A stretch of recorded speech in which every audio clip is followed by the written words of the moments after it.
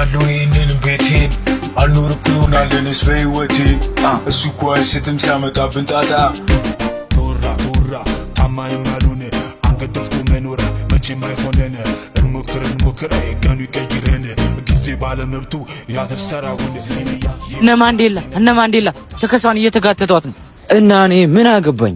ህይወት እህታችንን መቼም ማትረሳትም አይደል? በጎረምሶች ምክንያት ነው ራሷን ያጠፋችው።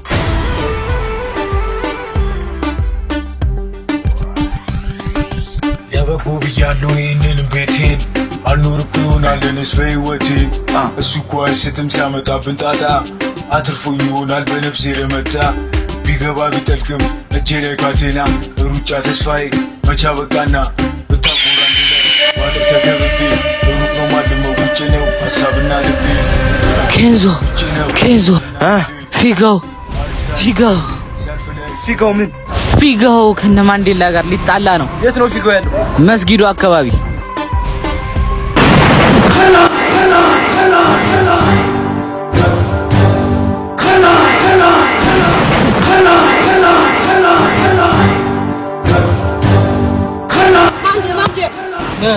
ኬንዞና ፊጋው እየመጡ ስለዚህ የተረገሙ እንዴት አንድ ሊሆኑ ይችላሉ? ማንዴ አሁን ምን እናድርግ? ልቀቋት። ከፊጋው ጋር ሳይሆን መጣላት ያለብን እና ከማን ጋር? መጀመሪያ ትልቅ ሴራ መስራት አለብን። አልገባኝም። ማንዴ ምን እያልክ ነው? ጆሮ አይሰማም? እነዛ ሁለት ውሾች አንድ አንበሳ ሆነዋል። እና አሁን ምን እናድርግ?